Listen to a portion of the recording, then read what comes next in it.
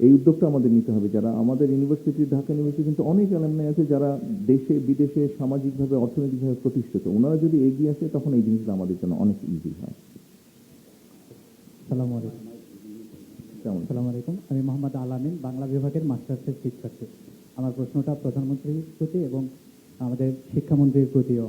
আমি বাংলা বিভাগের শিক্ষার্থী হিসেবে, এবং আমি মনে করি অন্যান্যদের এই অভিজ্ঞতা আছে যে ইংলিশ মিডিয়ামের স্কুলের যে স্টুডেন্টগুলো আছে তাদেরকে পড়াতে গেলে দেখা যায় তারা ঠিকমতো বাংলা বলতে পারে না। তা আমি জানি না পৃথিবীর আর কোনো দেশে এরকম আছে কি না যে কোনো দেশের মাতৃভাষা এবং রাষ্ট্রভাষা যেটা ফার্স্ট ল্যাঙ্গুয়েজ বা প্রধান ভাষা, এটা বাদ দিয়ে সেকেন্ড ল্যাঙ্গুয়েজ বা অন্য কোনো ভাষাতে পড়াচ্ছে বা পড়ছে এর মাধ্যমে, এবং তারা নিজের ভাষা যেটা মাতৃভাষা এটাও ঠিক মতো এরা বলতে বা পড়তে পারে না, তাদের সব কিছু ইংরেজিতে। তো এক্ষেত্রে তারা হচ্ছে কি একটা প্রজন্ম বেড়ে উঠছে যে নিজের ভাষার প্রতি তার কোনো আকৃষ্ট নাই, তার কোনো আকর্ষণ নাই, নিজের দেশের সংস্কৃতি ইতিহাস এগুলো তার মধ্যে ঠিকভাবে গড়ে উঠছে না। তো এক্ষেত্রে শিক্ষামন্ত্রী স্যারের কাছে আমার প্রশ্ন যে ইংলিশ মিডিয়ামের যে কারিকুলাম, এখানে বাংলা আরেকটু কার্যকরী বা বাধ্যতামূলক করা যায়। নামটা কি বলেছেন? আমার নাম আলামিন, বাংলা বিভাগের শিক্ষার্থী। আমি আলামিন মানে জানেন? জি, বিশ্বাসী। কি বলেন তো? বিশ্বাসী। বিশ্বাসী। আচ্ছা, মিস্টার বিশ্বাসী, ওই প্রশ্নের উত্তরটা আমি দিচ্ছি। হ্যাঁ, আমি দিচ্ছি। এই জন্য আমি দিচ্ছি প্রশ্নের উত্তর বিকজ আমার ব্যক্তি জীবনের বিষয়টা আছে। সেটা কি, আমি আমার পরিবার যখন এই দেশ ছেড়ে যেতে বাধ্য হই, একটা সিচুয়েশন ওখানে চলে যেতে বাধ্য হই, তখন আমার সন্তানের বয়স ছিল 12 বছর। তার মানে এমন একটা সময় ওকে চলে যেতে হচ্ছে যখন কিন্তু মানুষ বেড়ে ওঠে। আচ্ছা, স্বাভাবিকভাবে ওর পড়ালেখা, মন মানসিকতা স্বাভাবিকভাবে ওই সময় কিন্তু মানুষের চেঞ্জ হয়, গড়ে ওঠে। সেই সময় আমরা ইংল্যান্ডে ছিলাম যখন আমার সন্তানের বয়স 12 বছর ছিল। আপনি যদি ওকে আজকে জিজ্ঞেস করেন বাংলাদেশের 64টি জেলার নাম সহ অধিকাংশ থানার নাম বা উপজেলার নাম, আমার মেয়ে বলে দিতে পারবে। আপনি আমার মেয়ের সাথে যদি কথা বলেন, আপনার কখনোই মনে হবে না যে ও 17 বছর ও ইংল্যান্ডে ছিল। আমার মেয়ের সাথে আপনি কথা বললে কখনোই আপনার মনে হবে না যে ওর পড়ালেখা, বন্ধু বান্ধব সবকিছু বিদেশি মনে হবে না। কেন জানেন? এটা হচ্ছে মানসিকতার ব্যাপার, এটা হচ্ছে পরিবারের বিষয়, এটা হচ্ছে মানসিকতার ব্যাপার। আমি কাউকে উদ্দেশ্য করে বলতে চাই না, তবে আমাদের দেশে একটা মানসিকতা আছে, যেই বাচ্চারা ইংলিশ মিডিয়ামে পড়ে তাদের পরিবার বা সবাই আশেপাশে তার সাথে ইংরেজিতে কথা বলতে চায় সারাক্ষণ। একদিক দিয়ে ভালো এটা, যে ঠিক আছে প্র্যাকটিসটা বেটার হবে, কিন্তু করতে গিয়ে যেটা হচ্ছে, যেই সমস্যাটা আপনি বলছেন সেই সমস্যাটা হচ্ছে। তো এটা হচ্ছে মানসিকতার ব্যাপার। এখানে আইন কারণ জোর জবরদস্তি কিছু হবে না, এটা নিজের মন থেকে পরিবর্তিত হতে হবে। Thank you. আপনার উত্তর পেয়েছেন আলামিন? Thank you. বিশ্বাসীকে এই বিষয়টা বিশ্বাস করতে হবে। আমরা আবার একটু ফিমেল একজন ফিমেল, এই সামনে এখানে হাত দেখতে পাচ্ছি, এখানে সাহস তোমার বামে, সাহস তোমার বামে, তোমার পেছনে, তোমার এখানে ও এখানে দেবে। ও আচ্ছা, হ্যালো, আমি অনিন্দিতা পাল, ঢাকা ইউনিভার্সিটির মার্কেটিং ডিপার্টমেন্টের অনিন্দিতা পাল। আমি প্রথমেই স্যারকে ধন্যবাদ জানাতে চাই, কৃতজ্ঞতা প্রকাশ করতে চাই আমাদেরকে এরকম একটা প্ল্যাটফর্মে কথা বলার সুযোগ করে দেওয়ার জন্য। তো আমার প্রশ্নটা হচ্ছে, আমরা জানি যে বর্তমানে প্রতিযোগিতামূলক বিশ্বে টিকে থাকার জন্য ডেমোগ্রাফিক ডিভিডেন্টের বিকল্প নেই। এক্ষেত্রে আমরা জানি যে ডেমোগ্রাফিক ডিভিডেন্টের মাধ্যমে 50%-এরও বেশি মানুষ কর্মশক্তিতে রূপান্তরিত হতে পারে। আমি জানতে চাচ্ছি যে এক্ষেত্রে বর্তমান সরকারের ডেমোগ্রাফিক ডিভিডেন্ট অর্জনে বর্তমান সরকারের কর্মপরিকল্পনা বা পরবর্তী পদক্ষেপ কি হতে পারে, এবং উচ্চশিক্ষার ক্ষেত্রে এভাবে কিভাবে বিষয়টাকে সম্পৃক্ত করা যেতে পারে। Thank you sir. Thank you Anindita, very intelligent and very important question. সুবিধাটা আমরা কতদিন পর্যন্ত পেতে পারি, আপনার কোনো ধারণা আছে? 2040 হতে পারে। রাইট, শিওর 2040, মোটামুটি ভাবে 40 পর্যন্ত আমরা এটা পেতে পারি। সেই জন্যই 40-এর পরে এখানে আপনারা যারা আছেন সবাই কিন্তু এটার ভেতরে আছেন। 40-এর পরে আপনাদের পক্ষে সেটা আর ডেলিভারি করা সম্ভব হবে না। সেই জন্যই আমরা কয়েকটি পদক্ষেপ নিতে দিচ্ছি। এক, যেমন আমরা ইউনিভার্সিটিগুলোতে যেমন প্রিন্স যেমন একটা কথা বলেছে যে অ্যাপ্রেন্টিসশিপ, আমরা না প্রিন্স না, এটা মোবাশ্বের বলেছে, হ্যাঁ মোবাশ্বের বলেছে অ্যাপ্রেন্টিসশিপ, এই বিষয়টাকে আমরা ইন্ট্রোডিউস করতে চাচ্ছি। এটা গেল 1 নম্বর। 2 নম্বর, এখন এআই বা টেকনোলজি বেসড যেই এডুকেশনগুলো আছে বা বিষয়গুলো আছে,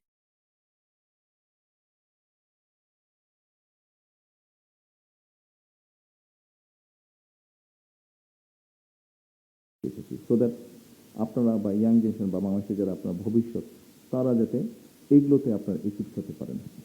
এটার পাশাপাশি আপনি যদি দেখেন, আমাদের এখানে আনফর্চুনেটলি যারা এডুকেটেড, ওয়েল এডুকেটেড, এই ক্লাসটাতে কিন্তু বেকারের সংখ্যা বেশি, এবং সেই জন্যই আমরা এই বিষয়গুলোকে ইন্ট্রোডিউস করতে চাচ্ছি, সো দ্যাট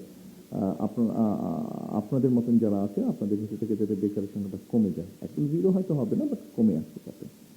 এটার বাইরে আমরা যেটা করতে চাচ্ছি, আরো লার্জার পপুলেশনের জন্য, ইয়াং পপুলেশনের জন্য আমরা যেটা করতে চাচ্ছি সেটা হচ্ছে যে আমাদের ভোকেশনাল ইনস্টিটিউট যেগুলো আছে, এগুলো কারিগরি ইনস্টিটিউট যেগুলো আছে, এইগুলাকে আমরা স্ট্রেনথেন করতে চাচ্ছি, এগুলাকে মোর মডার্নাইজ করতে চাচ্ছি। আমাদের এখানে অনেকগুলো সাবজেক্ট আছে, সব সাবজেক্টগুলো আমাদের প্রয়োজন নেই। আমরা কিছু সাবজেক্ট বাদ দিয়ে তার মধ্যে যেগুলো ইম্পর্টেন্ট সাবজেক্ট, আমাদের লোকজন যেসব দেশে যাচ্ছে সেই বিষয়গুলোতে আমরা মোর এমফাসাইজ দিতে চাচ্ছি। একই সাথে আমরা যেটা করতে চাচ্ছি সেটা হচ্ছে যে ল্যাঙ্গুয়েজের উপরে আমরা এমফাসাইজ দিতে চাচ্ছি। কয়েকটি ল্যাঙ্গুয়েজ আছে পৃথিবীতে, ধরেন ইংলিশ তো আছে, একটা ইন্টারন্যাশনাল ল্যাঙ্গুয়েজ আছে, এর বাইরে ম্যান্ডারিন ল্যাঙ্গুয়েজ আছে। আমাদের অনেক ছেলেমেয়েরা কিন্তু এখন চায়নাতেও পড়তে গেছে, আপনাদের এই গ্রুপের অনেকেই কিন্তু চায়নাতে পড়তে যাচ্ছে। তো আমরা যদি, এবং চায়নাতে পড়তে গিয়ে আপনি চাইনিজ জানেন, ম্যান্ডারিন জানেন, হাত তুলেছেন, গুড, আচ্ছা, ওকে, দুজন পাওয়া গেল। আর যাচ্ছেন চায়না আপনারা, ভেরি গুড, ভেরি গুড। আচ্ছা, আসছি আমি একটু পরে।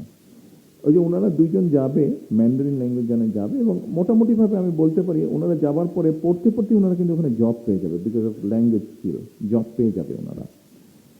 কাজে আমরা চাচ্ছি এরকম ম্যান্ডারিন, আমরা উদ্যোগ নিয়েছি জাপানিজ ল্যাঙ্গুয়েজ, এটা এর মধ্যেই কাজ হচ্ছে, ভেরি এক্সপেন্সিভ জাপানিজ টিচার। এর মধ্যে আমরা যেটা করেছি যে বাংলাদেশে যারা জাপানিজ জানে এরকম লোককে রিক্রুট করছি, এবং ওটাও করতে চেষ্টা করছি, বাট তাড়াতাড়ি পাওয়ার জন্য আমরা এর ভিতর থেকে আমরা চেষ্টা করছি বাংলাদেশের ল্যাঙ্গুয়েজ জানে। জাপানিজ ল্যাঙ্গুয়েজের উপর জোর দিচ্ছি আমরা, ফ্রেঞ্চের উপরে জোর দিচ্ছি আমরা, ইটালিয়ান ল্যাঙ্গুয়েজের উপর জোর দিচ্ছি, এরকম আরো কয়েকটা ল্যাঙ্গুয়েজের উপর আমরা জোর দিচ্ছি। এই ল্যাঙ্গুয়েজগুলো আমরা শেখাতে চাচ্ছি, এবং এটা নিয়ে ডিবেট যদিও আছে, তারপরে আমরা চেষ্টা করব স্কুলগুলোতে যেরকম ঠিক আলামিন যেটা বললো, বাংলা ঠিক আছে, বাংলা পড়ছে স্বাভাবিক, আমাদের ল্যাঙ্গুয়েজ, ইংরেজি পড়ছে সেকেন্ড ল্যাঙ্গুয়েজে, আমরা এই ল্যাঙ্গুয়েজগুলো স্কুলে দেব, এবং বাচ্চা বা স্টুডেন্ট সে নিজের ইচ্ছা মতন চয়েস করে নেবে, সে ম্যান্ডারিন শিখবে না, জাপানিজ শিখবে না, ফ্রেঞ্চ শিখবে না, জার্মান শিখবে না, ইটালিয়ান শিখবে, 5-7টা ল্যাঙ্গুয়েজ থাকবে, তার মধ্যে থেকে একটা চয়েস করে নেবে সে, এবং ওই ল্যাঙ্গুয়েজের উপরে তার কিন্তু পাস ফেলটা নির্ভর করবে। আমি যে প্ল্যানটা বলছি এটা ইনশাল্লাহ আমরা করব, একটু সময় লাগবে কিন্তু আমরা করবো, কারণ এতগুলো টিচার পাওয়াও কিন্তু সমস্যার ব্যাপার। তো এইভাবে আমরা এই বিষয়টিকে অ্যাড্রেস করতে চাই। যারা এডুকেটেড ক্লাস আপনারা আছেন তাদের আমরা ইনস্টিটিউশনগুলোতে বিভিন্ন সাবজেক্টগুলোকে ইন্ট্রোডিউস করে, এবং একই সাথে এই ধরনের রিলেটেড যেগুলো বিজনেস হাউস আছে তাদের সাথে রিলেট করবো, সো দ্যাট আপনি স্টুডেন্ট অবস্থাতেই যাতে আপনি চাকরি পাচ্ছেন, বা চাকরি করতে গিয়ে আপনি যেগুলা প্র্যাকটিক্যালি ফেস করবেন সেগুলো যাতে আপনি শিখে নিতে পারেন। একই সাথে ল্যাঙ্গুয়েজ এবং ভোকেশনাল কোর্স, এইভাবে পুরো জিনিসটাকে আমরা সাজানোর চেষ্টা করছি, সো দ্যাট ওই 2040 পর্যন্ত যে ডিভিডেন্ড সুবিধা, সেটা যাতে ডেমোগ্রাফিক সুবিধা, সেটা যাতে আমরা নিতে পারি। আমি উত্তর দিতে পেরেছি? Thank you so much. Thank you. আমরা কি আরেকটা কোশ্চেন করতে পারি? আপনি করতে পারেন, কিন্তু অনেকে আছে আপনাকে যদি ছাড় দেয় একটা আপনি প্রশ্ন করতে করি, পারেন। একদম পেছনের দিকে আমরা একটু যাই, ওদিকে নেওয়া হয়নি, একটু মাইক্রো পেছনে যিনি আছেন আমাদের, আচ্ছা, আমাদের ম্যান্ডারিন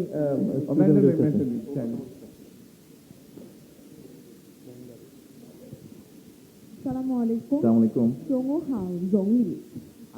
আমি ইফানা হক, আমি আধুনিক ভাষা ইনস্টিটিউট, শেষে চীনা ভাষা ও সংস্কৃতি শেষে। বিভাগে। ও আচ্ছা। তাই তো নাকি? Thank you. না স্যার, আমি বলেছি যে আপনাকে শুভ মধ্যাহ্ন। আমি আপনাকে ধন্যবাদ দিচ্ছি, এটা শেষে না?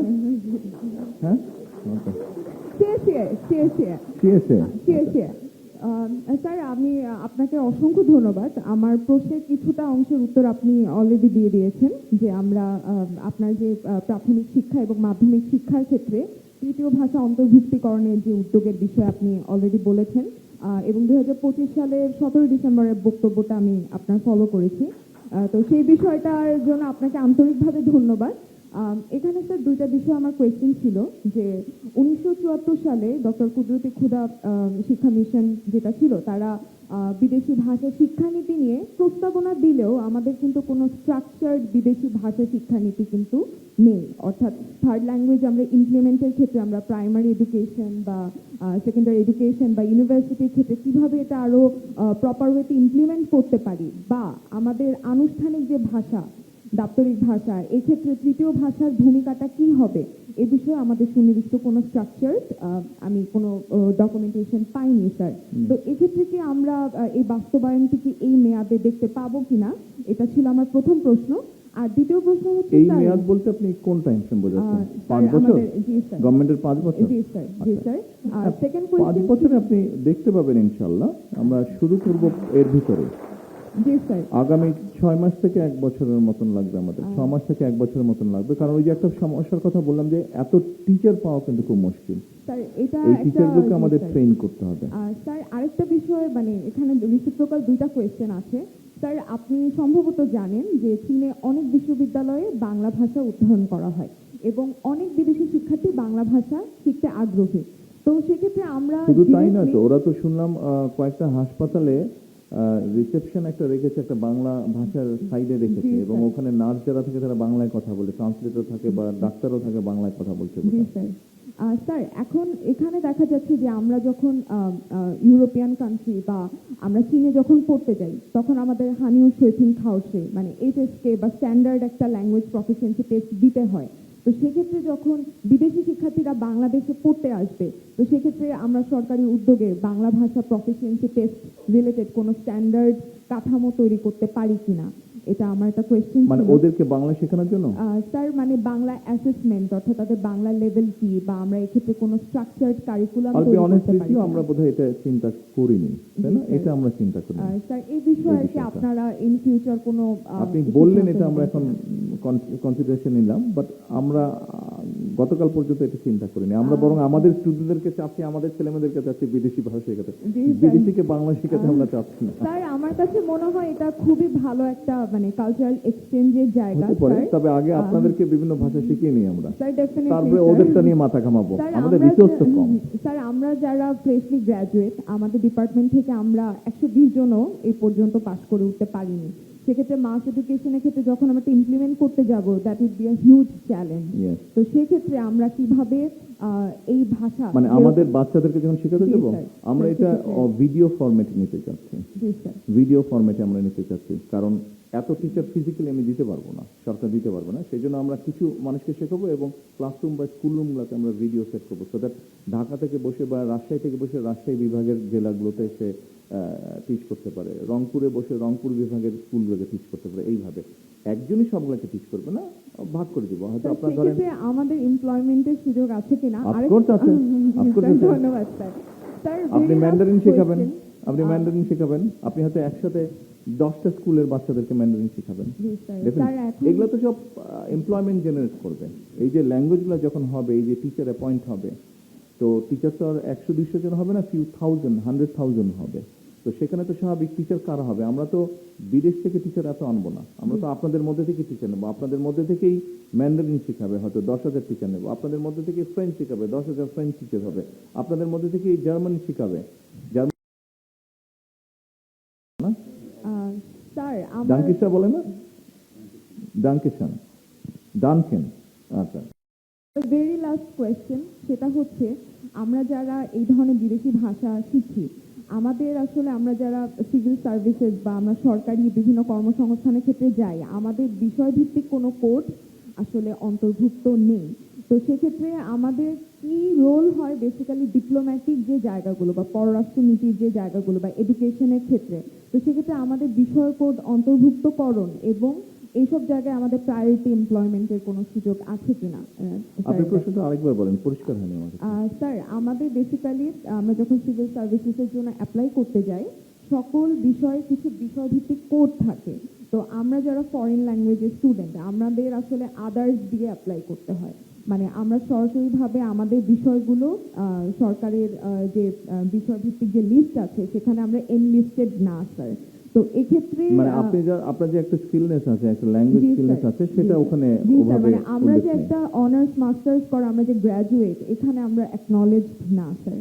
তো সেক্ষেত্রে আমাদের যে কি রোলটা বা আমরা যদি সিভিল সার্ভিসেসে যেতে চাই এটা আমাদের জন্য একটা একটা বাধার সম্মুখীন হই আমরা।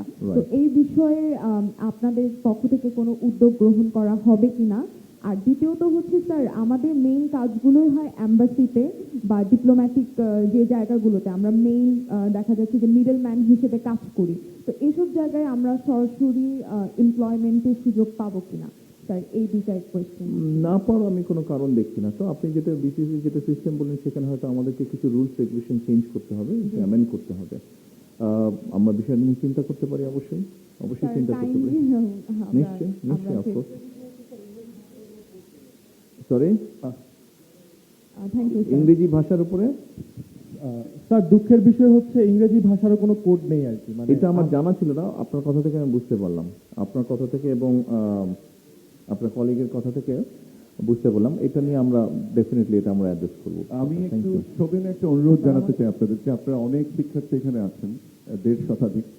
সম্পূরক প্রশ্ন না করা এবং একটি প্রশ্ন করা, যেন অন্যরা প্রশ্ন করার সুযোগ পায়।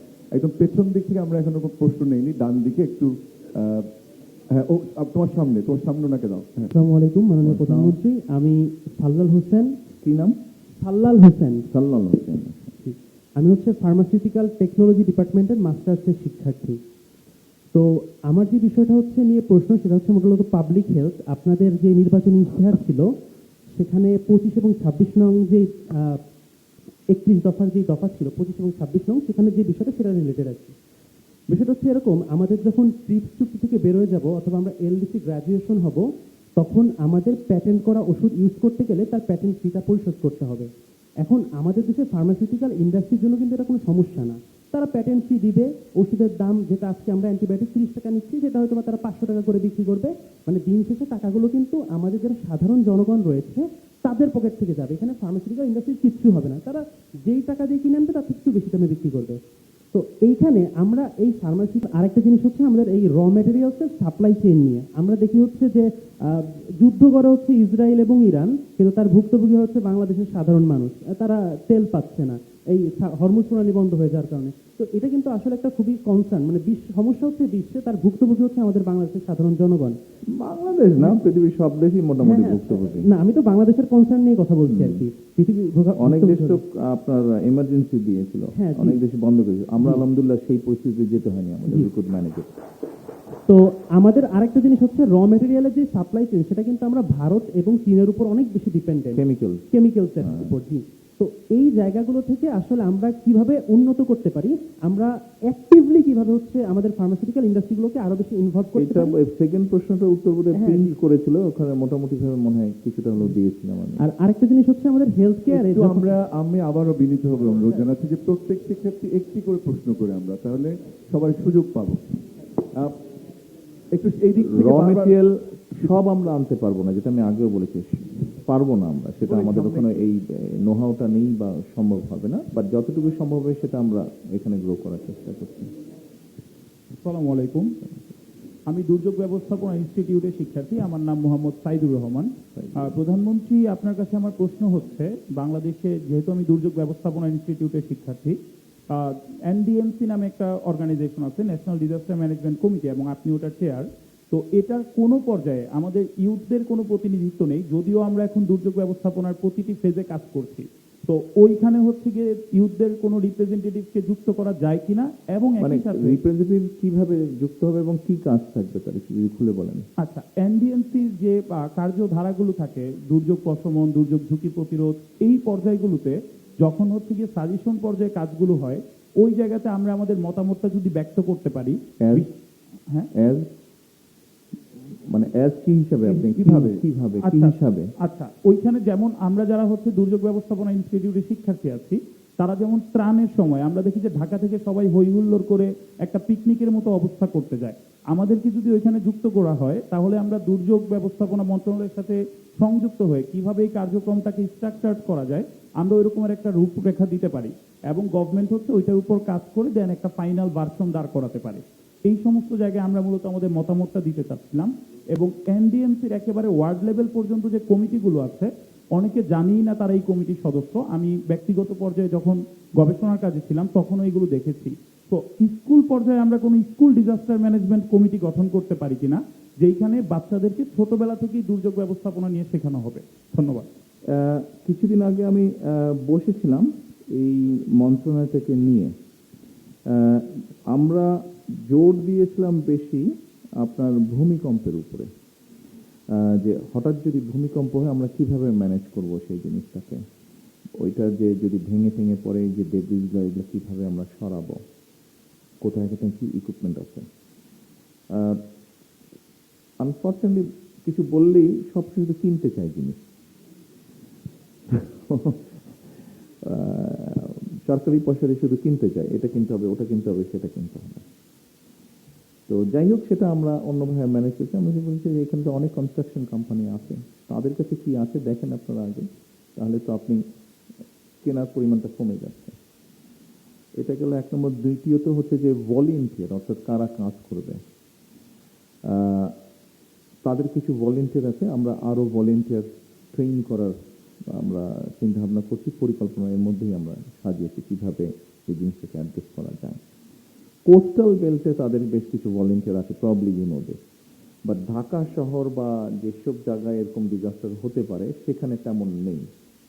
আমরা বিএনসিসি, বয় স্কাউট, গার্লস গাইড সহ এদেরকে কিভাবে এটার ভিতরে নিয়ে আসতে পারি সেই জিনিসটা ওয়ার্কআউট করা হচ্ছে অলরেডি। আপনি যেটা বললেন যে ঠিক আছে, তারা একটা কোনো ম্যানেজমেন্ট করতে হলে একটা রিসার্চ যদি তৈরি করে তাহলে ইউনিভার্সিটি কেন দিবে না। দুর্যোগ ব্যবস্থাপনা না, তবে অন্য 2-3টা মিনিস্ট্রিকে এরকম বিষয় আসার পর আমি বলেছি যে ইউনিভার্সিটিতে এই ধরনের রিসার্চ উইং থাকার কথা, এই ডিপার্টমেন্ট আছে যে রিসার্চ উইং থাকার কথা। আপনারা ইউনিভার্সিটিকে, ঢাকা ইউনিভার্সিটিকে বলেন যে তারা রিসার্চ করে আমাদেরকে পেপার প্রেজেন্ট করুক। একটা কালচারটা নেই আমাদের দেশে, কালচারটা নেই, এটা তো মনে হয় আপনি জানেন। এটা আমরা চেষ্টা করছি, 2-3টা মিনিস্ট্রিকে অলরেডি বলা হয়েছে তাদের কিছু ব্যাপারে। আমি যদি ইউনিভার্সিটির সাথে কথা বলেন, তাদের সেই ডিপার্টমেন্ট আছে, রিসার্চ করে আমাদেরকে বলুক একটা। আমরা কালচারটা চেষ্টা করছি শুরু করতে। তো মনে হয় আপনি কিছুদিন পরে হয়তো একটা ভালো সংবাদ পেলেও পেতে পারেন। Thank you. এই ডান দিকে এখানে প্লিজ। হ্যালো হ্যালো এটা নিয়ে নিই, এই এরিয়াতে থেকে আমরা প্রশ্ন নিয়ে নিয়ে আসতে প্রাইম মিনিস্টার আসসালামু আলাইকুম। আসসালামু আলাইকুম। আমি শাকির আলিম।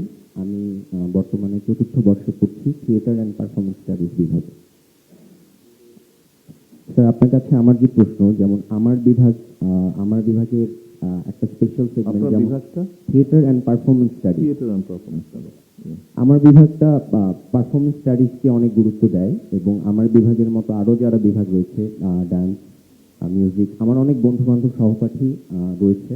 তো আমাদের স্যার, যেরকম আমার আপনার কাছে যে প্রশ্নটা, যেমন স্যার আমাদের মতো এরকম পারফরমেটিভ স্টাডিজ যারা করছে, অনার্স করছে, প্রতি বছর অনেক স্নাতক মানে পাশ করে বের হচ্ছে, তো এদেরকে আপনি যেমন বলেছিলেন রেইনবো নেশন ভিত্তিক সামনে প্লুরালিস্টিক রাষ্ট্র গঠন, এই যে এরকম ক্রিয়েটিভ হিউম্যান রিসোর্স, আপনার গভর্নমেন্টের প্ল্যানটা কি? পাশাপাশি যেমন আমি প্রথম বর্ষ থেকে যে সংগঠন করেছি বাংলাদেশ জাতীয়তাবাদী ছাত্র দল, ঢাকা বিশ্ববিদ্যালয়, আমি এখন এই সংগঠনের সহনাট্য বিষয়ক সম্পাদকের দায়িত্ব পালন করছি। তো আমার জন্য এটা একটা মানে আপনার কাছে প্রশ্ন, যেমন আমাদের মতো এরকম ক্রিয়েটিভ হিউম্যান রিসোর্সকে সামনের দিনে আপনার গভর্নমেন্টের আমাদের নিয়ে প্ল্যান যদি আমাদের সাথে একটু শেয়ার করেন। আলিম, থ্যাংক ইউ। আমার কাছে মনে হয় যে একটা জেনারেশনের ভিতরে, যদি একটা জাতির ভিতরে, জেনারেশন না, একটা জাতির মধ্যে, নেশনের মধ্যে যদি কালচার না থাকে আমরা আগাতে পারবো। আমরা একটা কালচার থাকতে হবে। এবং আমাদের বাংলাদেশ কিন্তু বহু বছর, হাজার বছরের পুরনো কালচার আছে। আমরা যেরকম একটু আগে ল্যাঙ্গুয়েজের প্রশ্ন এসেছিল, আমি যেরকম বললাম যে স্কুলে আমরা থার্ড ল্যাঙ্গুয়েজ, সেকেন্ড ল্যাঙ্গুয়েজ বা থার্ড ল্যাঙ্গুয়েজ পর্যন্ত আমরা ইন্ট্রোডিউস করতে চাচ্ছি। আমরা কালচারের ব্যাপারেও এরকম চিন্তা ভাবনা করেছি। ল্যাঙ্গুয়েজে যেরকম আমরা অনেক জব অপরচুনিটি তৈরি করতে পারবো, জব ক্রিয়েট করতে পারবো, ঠিক কালচারেও আমরা এরকম করতে পারবো। তবে জব ক্রিয়েশনই শুধু এটার উদ্দেশ্য না। এটার উদ্দেশ্য হচ্ছে যে, যেমন ধরেন যেভাবে পুরো জিনিসটা সাজাতে চাইছে, একটা বাচ্চা স্কুলে ভর্তি হলো, প্রাইমারি স্কুলে, তাকে ক্লাস 5-6 থেকে, প্রাইমারির কিছু আছে একটু বড় হতে হবে, তো 5-6 থেকে না, ক্লাস 5-6 থেকে আমরা ল্যাঙ্গুয়েজে যে সব এগুলো কালচার এগুলো শুরু করেছি। 4 থেকে দিয়েছি, ওটা কি ফাইনাল করেছো তোমরা? আচ্ছা, ক্লাস 4 থেকে আমরা জিনিসটা থেকে এইভাবে একদম ক্লাস 12 পর্যন্ত সাজাতে দিচ্ছি। তার মধ্যে ল্যাঙ্গুয়েজ থাকবে, তার মধ্যে মিউজিক, আর্ট, কালচার এগুলা থাকবে, তার মধ্যে স্পোর্টস থাকবে। খুব সংক্ষেপে হচ্ছে, আপনি যদি ধরেন your A boy of class 4, student of class 4, আপনি যদি এখন থেকে ক্লাস 12 পর্যন্ত আপনি যদি ভোকেশনাল, আপনাকে ওটা ডিপেন্ড করবে কোন ক্লাসে যাওয়ার পরে আপনি প্র্যাকটিক্যালটা করবেন, বাট কোন ক্লাস পর্যন্ত আপনি থিওরিটিক্যালটা করবেন বা বইপত্রে যেটা আছে সেটা করবেন। একই সাথে আপনি যদি মিউজিক বা আর্ট, অর্থাৎ আপনি একটা you know how to sing অথবা you know how to play music instrument, আপনি যদি একটা খেলায়, সে ফুটবল হোক, চেস হোক বা ভলিবল হোক, একটা খেলায় যদি আপনি ভালো হন, আপনার যদি একটা থার্ড ল্যাঙ্গুয়েজ জানা থাকে, আপনার মধ্যে যদি এই যে 4-5টা কোয়ালিটি যদি থাকে, আমি মনে করি না বাংলাদেশের কোনো ছেলে মেয়েকে কোনো পৃথিবীর কোনো দেশে কেউ আটকে রাখতে পারবে। আপনি কোনো না একটা জব পাবেন, ইউ ক্যান সার্ভাইভ। তো এটা হচ্ছে আমাদের লং টার্ম প্ল্যান। আমরা কাজ শুরু করেছি, পেপার ওয়ার্কগুলো মোটামুটিভাবে আমরা ঠিক করে এনেছি। এখন আগামী 6 মাস, 1 বছর, 1.5 বছরের মধ্যে ইনশাল্লাহ আমরা আস্তে আস্তে এই কাজটা শুরু করে দিব। তো এইটা হচ্ছে আমাদের মেইন। তো আপনার যেই সাবজেক্ট থিয়েটার, আপনার মধ্যে অনেক বাচ্চা আছে স্কুলে পড়ে, তার ফ্যামিলি হয়তো এফোর্ড করতে পারে না, তার হয়তো গান শেখার ইচ্ছা, বাট ফ্যামিলি এফোর্ড করতে পারে না, তাকে রাষ্ট্র শেখাবে, সেই তাকে গান শেখার সুযোগ দেবে। একটা বাচ্চার হয়তো আর্ট করার ইচ্ছা, বাট আর্টের ব্যাপার সেবার, রং তুলি quite expensive, not all families in Bangladesh can afford that. কাজেই সেই চেষ্টা করবে তাকে সেই সুযোগটা তৈরি করার জন্য। একটা ছেলে স্পোর্টসেরটা অলরেডি আমরা শুরু করেছি, দেখেছেন নতুন করে স্পোর্টস শুরু হয়েছে, এটা আমরা স্কুল সিলেবাসে স্পোর্টসও নিয়ে আসবো। একটা বাচ্চার হয়তো ফুটবল খেলার খুব শখ, বাট পারে না। বাংলাদেশে একটা পারসেপশন আছে, খেলতে গেলে এই দুষ্টু ছেলে, পড়ালেখা করে না। বাট এটাকেই আমরা চেঞ্জ করতে চাচ্ছি। স্পোর্টসে এনকারেজ দেওয়ার জন্য আমরা নতুন করে স্পোর্টস অলরেডি শুরু করেছি, কালচারটাও আছে, কিন্তু এই পুরো জিনিসটাকে আমরা স্কুলের ভিতরে নিয়ে আসতে চাচ্ছি। অর্থাৎ শুধু পড়বো কেন, শুধু তো পড়লে হবে না ভাই, পড়ার সাথে আমাকে খেলাধুলার মধ্যে থাকতে হবে, পড়ার সাথে আমাকে আর্ট অ্যান্ড কালচারের মধ্যে থাকতে হবে, পড়ার সাথে সাথে আমাকে অন্য বিষয়গুলো সম্পর্কেও জানতে হবে। ডিবেট আছে, ম্যাথ প্রতিযোগিতা আছে, সেটাও আমরা করতে চাইছি।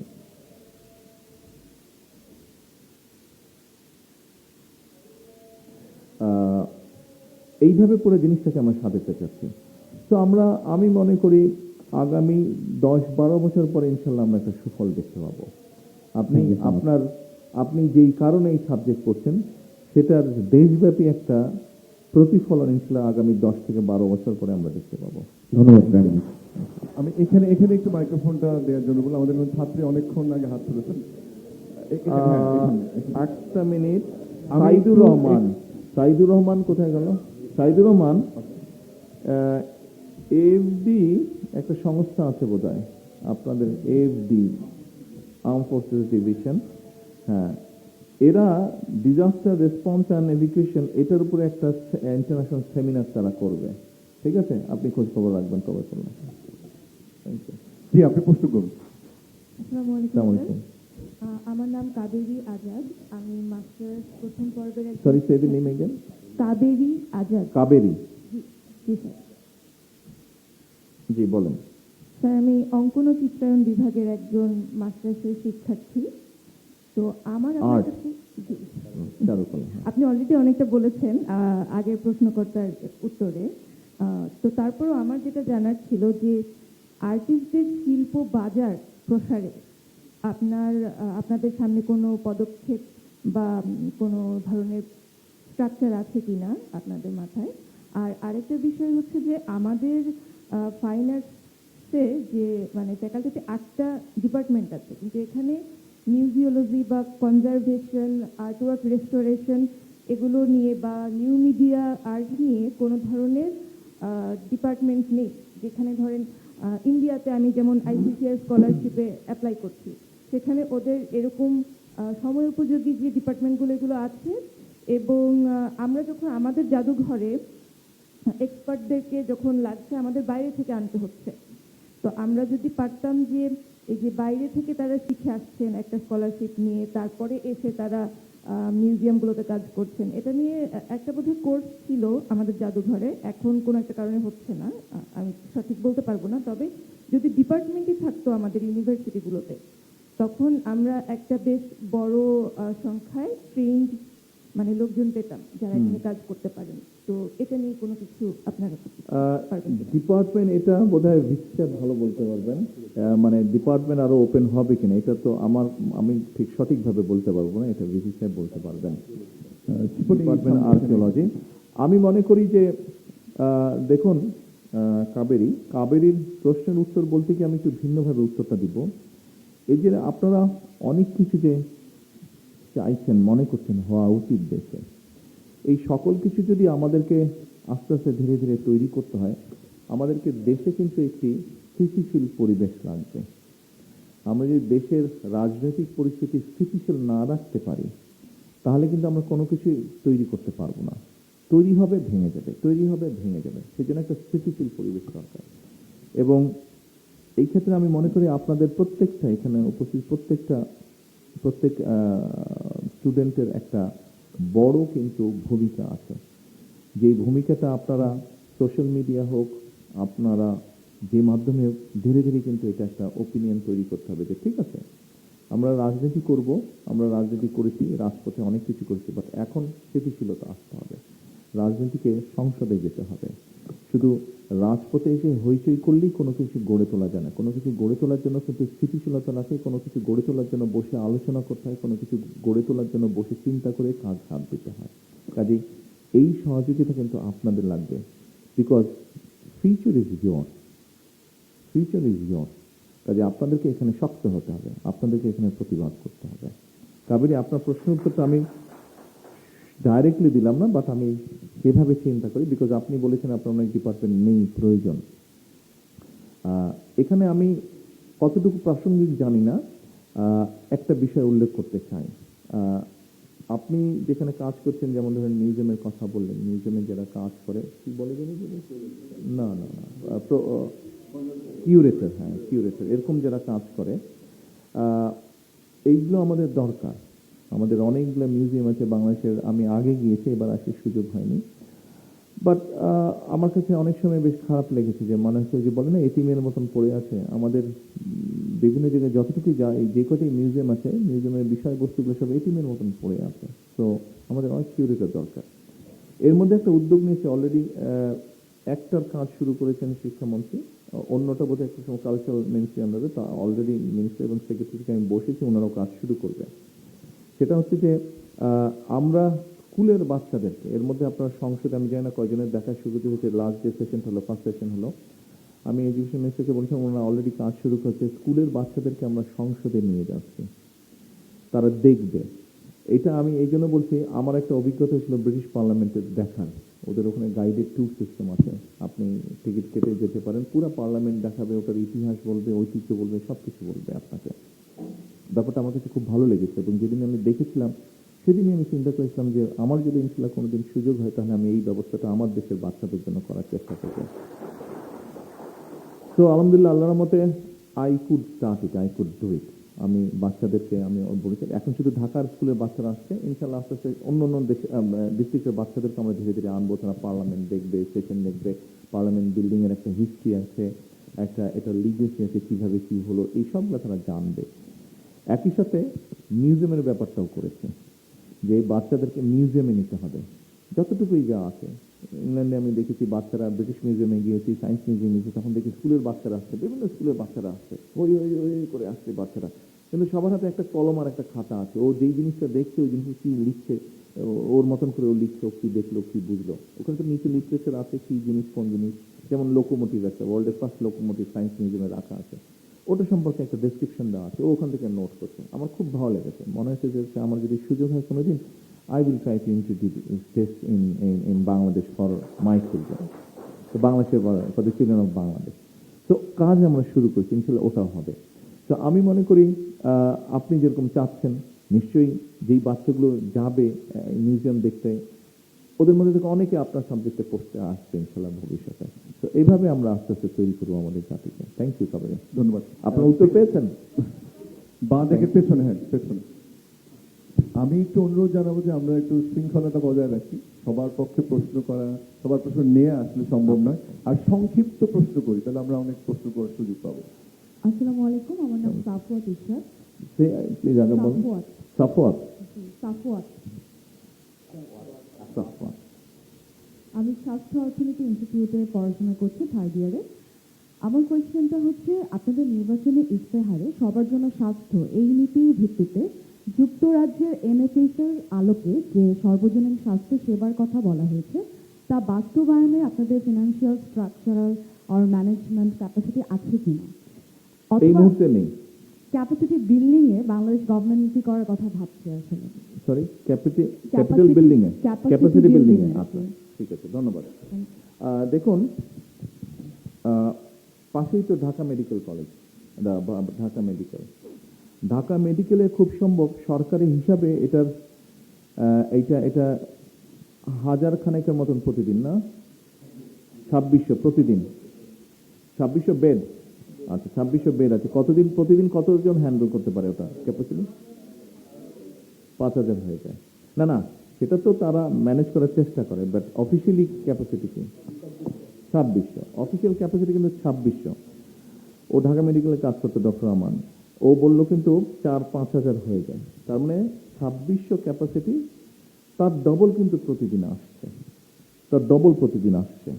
আপনি এনি হসপিটালে, বাংলাদেশে এনি হসপিটালগুলোতে আপনি যান, বিশেষ করে সরকারি হসপিটালগুলো, যা ক্যাপাসিটি সরকারের, তাতে কিন্তু ডবল ট্রিপল মানুষ আসছে। তো আজকে যদি 2600 ক্যাপাসিটি এবং আজকে যদি 54 মানে ডাবল পেশেন্ট আসে, এদেরকে তো আর আপনি আজকে দেখতে পাচ্ছেন না, এদেরকে তো আপনার কালকে দেখতে হবে।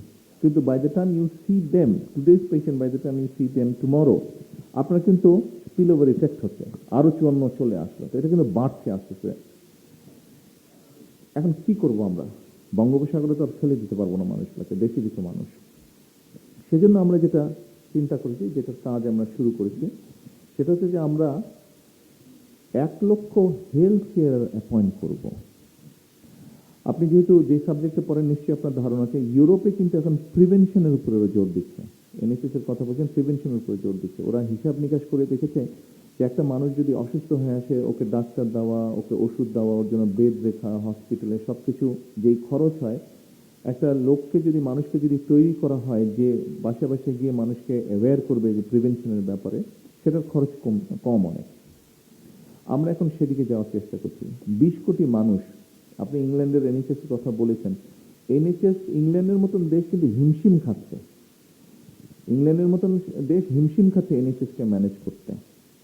এই যে ব্রেক্সিট হলো, অন্যতম একটা বিষয় ছিল, কিন্তু সাদারা খুব খেপে গেছে যে অন্য দেশের লোক আসছে, আমাদের কিউ বড় হয়ে যাচ্ছে, আমরা ঠিক মতন জিপিতে গিয়ে আমরা ডাক্তার দেখাতে অনেক সময় লাগছে, হিমশিম খাচ্ছে তারা। ওদের দেশেও নার্সরা স্ট্রাইক করছে, বেতন বাড়াতে হবে, ডাক্তাররা স্ট্রাইক করছে, বেতন বাড়াতে হবে। এখন কি করবেন? বেস্ট আছে, আমি আসছি। তো এখন আমাদের তাহলে কি করতে পারি আমরা? 20 কোটি মানুষ, আপনি সব মানুষকে যদি হেলথ ফ্যাসিলিটি দিতে চান, হেলথ কেয়ার করতে, ইম্পসিবল ব্যাপার। সৌদি আরবে সব তেলের খনি নিয়ে আসলে we cannot manage it, it's very expensive. তো হোয়াট টু ডু? আচ্ছা, ঠিক আছে, আপনি যদি সুস্থ থাকেন, আপনি যদি অসুস্থই না হন, তাহলে আপনার ওষুধ কিনতে হচ্ছে না। কারণ হিসাব করে আপনি দেখেন, আমরা পোলাও, বিরিয়ানি, কোরমা খেয়ে আমাদের যেই অসুখ বিসুখ হচ্ছে, তখন আমরা ডাক্তার দেখাতে গিয়ে অনেক বেশি খরচ হচ্ছে আমাদের। কিন্তু আপনি পোলাও, কোরমা, বিরিয়ানি যদি না খেয়ে স্বাভাবিক খাবার খান, হেলদি খাবার খান, একটু চিপটের মতন খাবার খান, you can save lot of money কিন্তু, আর আপনি হেলদিও থাকছেন। তো সেই জন্য, না শেষ হয়নি আমার। আচ্ছা, সেই জন্য আমরা এখন ঠিক করেছি, আমরা আস্তে আস্তে 1 লক্ষ হেলথ কেয়ারের অ্যাপয়েন্ট করব। এই হেলথ কেয়ারের মধ্যে এখন বোধহয় একটা ক্ল্যাপিং পাবো আমি। এই হেলথ কেয়ারের মধ্যে 80% কিন্তু আপনার মতো নারী থাকবে। আই নিউ ইট, ক্ল্যাপিং যে একটা পাবো, আই নিউ ইট এনিওয়ে। তো হেলথ কেয়ার অ্যাপয়েন্ট করবো। এই হেলথ কেয়াররা যেটা করবে, সেটা গ্রামেই হোক শহরেই হোক, সাধারণত কারা দেখভাল করে বাড়ির সবকিছু? স্বাভাবিক হাউস ওয়াইফরাই দেখভাল করে অধিকাংশ ক্ষেত্রে, মেজরিটি কেসে। আপনার বাসায় আপনার মা, আপনি কি খাবেন, আপনার বাবা কি খাবেন, ভাই বোন কি খাবেন, কি করবেন, সবকিছু উনিই দেখেন। তো হাইজিন ব্যাপারটা কম বেশি আমি দেখেন, এরা গিয়ে হাইজিনের ব্যাপারে অ্যাওয়্যার করবে, এরা গিয়ে অ্যাওয়্যার করবে যে কোন খাবারটা কম খেলে কার্ডিয়াক প্রবলেম হবে না, কোন খাবারটা কম খেলে কিডনির প্রবলেম হবে না, কোন খাবারটা কিভাবে খেলে আপনার ক্যান্সার অ্যাভয়েড করে যেতে পারে। এই ধরনের জিনিসগুলো তারা মানুষকে অ্যাভয়েড করবে এবং হাইজিন সেন্সটাও তারা দেওয়া শুরু করবে। আরেকটি বিষয়, এই বিষয়টি আমাদেরকে অ্যাড্রেস করতে হবে, যেটা আমরা অ্যাড্রেস করতে চাই। দেখুন, আমাদের এরিয়া মাত্র 55,126 বর্গ মাইল। পৃথিবীর 8 population wise we are the 8th largest country. এত বিপুল সংখ্যক পপুলেশনের জন্য রিসোর্স ম্যানেজ করা কিন্তু ভেরি ডিফিকাল্ট। আপনি কত রিসোর্স ম্যানেজ করবেন, কত কি আপনি তৈরি করবেন, এত চাকরি আপনি কিভাবে দিবেন, এত হেলথ ফ্যাসিলিটি আপনি কিভাবে দেবেন, এত এডুকেশন আপনি কিভাবে দিবেন, যে কোনো জিনিস আপনি চিন্তা করেন, কারণ বাড়ছে তো শুধু বেড়েই যাচ্ছে, কিন্তু আপনার তো রিসোর্সের একটা লিমিটেশন আছে। সেই জন্য আরেকটা বিষয় আমরা তাদেরকে এডুকেট করব, যেটা গিয়ে তারা বাসার ভিতরে, যেহেতু মহিলা 80% আমরা মহিলা হেলথ কেয়ার অ্যাপয়েন্ট করবো, এবং মহিলা হলে যেহেতু তার ঘরে ঢোকার একটা সুন্দর একটা সুবিধা থাকবে, তার সে গিয়ে তখন ওই বাসার যে গৃহিণী আছে তাকে সে বোঝাতে পারবে, তার জন্য ইজি হবে। মহিলা টু মহিলা যদি কথা বলে বোঝানো ইজি হবে, যে কেন, যেমন অ্যাওয়ারনেস করবে, একই সাথে কেন ফ্যামিলিটা ছোট রাখলে সুবিধা হবে, তার সুবিধা হবে, এই জিনিসটা বোঝাতে পারবে। তো আপনি যেটা বলেছেন, এই মুহূর্তে আমাদের সেই বাজেট নেই, যেটা আমরা আমাদের ম্যানিফেস্টোতে বলেছি যে আমরা 5% দেবো, সেটাও একবারে না, কিন্তু আমরা এটা স্লোলি গ্র্যাজুয়ালি আমরা করব, টাকা ধরেতে আমরা এটা করব। এইভাবে আমরা জিনিসটাকে অ্যাডজাস্ট করতে চাইছি।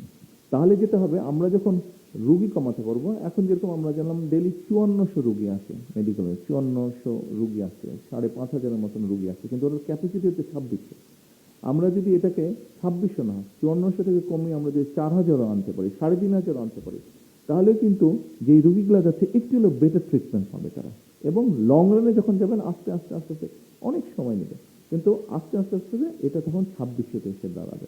ফলে তখন হবে কি, ডাক্তারের উপরে প্রেশার কম পড়বে, নার্সের উপরে প্রেশার কম পড়বে, সরকারের উপরে প্রেশার কম পড়বে, এবং সরকার জানবে যে ঠিক আছে, এই মানুষটার জন্য এই পরিমাণ ওষুধ প্রয়োজন, এই কয়টা ওষুধ প্রয়োজন, আমি এই কয়টাই দিতে পারবো, এনশিওর করতে পারবে। তো জিনিসটাকে আমরা এইভাবে লং টার্ম আমরা এইভাবে জিনিসটাকে সাজানোর চেষ্টা করছি। এটার ফল আমরা 5 বছরে পাবো না, আমি এই ব্যাপারে একদম পরিষ্কার বলতে পারি, বাট ইনশাল্লাহ 10 থেকে 15 বছরে আমরা এই সুফলটা পাবো। থ্যাংক ইউ, ধন্যবাদ। দেখুন ডান দিকে একটু আমার মনে হয় মেল, সুযোগ বোধহয় আমরা একটা- ফিমেল সুযোগ নিয়েছি একটা। কয়েকজন মেল। আপনার উত্তর এমনি মোটামুটি পেয়েছেন উত্তর? Thank you.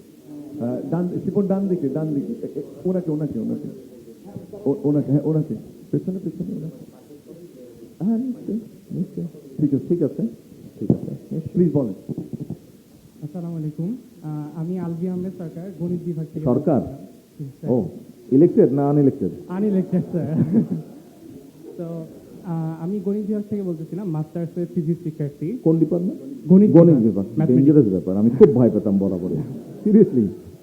স্যার, আমরা গণিত বিভাগে যখন এপিডেমিওলজিক্যাল যে রিসার্চ করি, আমরা এপিডেমিওলজিক্যাল যে রিসার্চগুলো করি, ওখানে আমরা ম্যাথমেটিক্যাল মডেল যখন ডেভেলপ করি, তখন আমাদের যে জিনিসটা ফার্স্টে দরকার হয় সেটা হলো গিয়ে অ্যাভেলেবল ডাটা এবং ক্লিন ডাটা। তো আমরা কখনোই আসলে পাবলিক হেলথে বাংলাদেশের যে ডেটাগুলো আছে, এই ডেটাগুলো সহজে অ্যাক্সেস করতে পারি না, যার ফলশ্রুতিতে আমাদের মডেল ভ্যালিডেট করার জন্য বাইরের দেশের ডেটা ইউজ করতে হয়, অ্যান্ড আলটিমেটলি সোহাগ ওই প্রশ্ন আমি দেখলাম তো, রেহান আছে, হ্যাঁ ঠিক আছে, বলেন। তো আলটিমেটলি যেটা করতে হয়, আমাদের বাইরের দেশের ডেটার হেল্প নিতে হয়, অ্যান্ড আলটিমেটলি আমাদের ফুল রিসার্চটাই আলটিমেটলি বাইরের দেশের যে ওই পার্টিকুলার দেশের ডেটার জন্য, ওই পার্টিকুলার দেশের জন্য এটা আসলে কাজ করে বা পলিসি মেকিংয়ে হেল্প করে। আমরা আমাদের পক্ষে আসলে খুব বেশি সহজ হয় না, আমরা মাল্টিপল সময় আসলে ডিরেক্টর জেনারেল অথবা এডিশনাল ডিরেক্টর জেনারেল ওনাদেরকে মেইল করেছি, বাট ওনারা কোনো মেইলে রিপ্লাই দেন না, যার ফলশ্রুতিতে আমাদের ডেটা পাওয়াটা খুব কঠিন হয়ে যায়। এর জন্য রিসার্চগুলো আমরা আমাদের দেশের জন্য ইউজ করতে পারি না।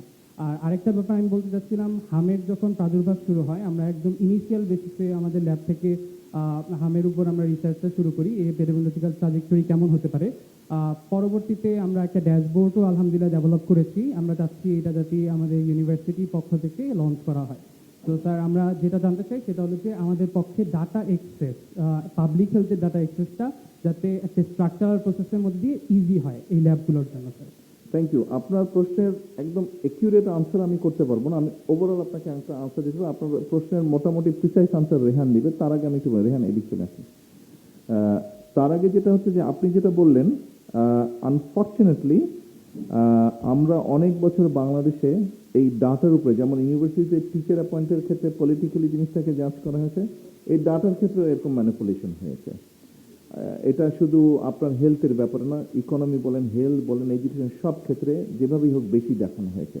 এই যে এলডিসিতে আমরা যাতে গ্র্যাজুয়েট করি সেখানেও মিথ্যে ডাটা দেওয়া হয়েছে, এটা প্রবলি ইউ নো দ্যাট। তো এটা আমাদের জন্য একটা বড় ডেঞ্জারাস ব্যাপার হয়ে দাঁড়িয়েছে। আমরা যে এখন কোনো বিষয়ে যে সিদ্ধান্ত গ্রহণ করব, আমরা যে ডাটার উপরে বেস করে সিদ্ধান্ত গ্রহণ করব সেটা সম্ভব হচ্ছে না, বিকজ ডাটা আমরা জানি ওলট পালট। বলা হচ্ছে বাংলাদেশে প্রভার্টি লোকের সংখ্যা 13% বোধ হয়, খুব সম্ভব, কত percent? কিন্তু সত্য যতটুকু আমি জানি it is not 13, it is about 25-6-7% মতন, এটা প্রবাবলি।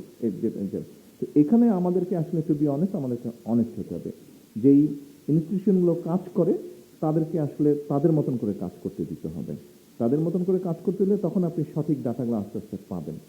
আর ফরেন যেগুলো ইনস্টিটিউশন বললেন, যতটুকু আমি জানি ওরাও ক্ষেত্র বিশেষে এদের উপরে ডিপেন্ডেন্ট থাকে, ফলে ওদের ডাটা অনেক সময় ভুল হয়ে যাচ্ছে। তো এই একটা সমস্যা আছে। গভর্নমেন্টের অবস্থান থেকে আমরা যেটা চাচ্ছি, আমি যেটা ব্যক্তিগত পাচ্ছি, যে যার এটা কাজ করার দায়িত্ব আছে সে যাতে ইন্ডিপেন্ডেন্টলি সঠিকভাবে কাজ করতে পারে, সেই স্বাধীনতা এনশিওর করা, সেটাই আমরা চাচ্ছি। এখন রেহান আপনি এখানে প্রিসাইজ করুন।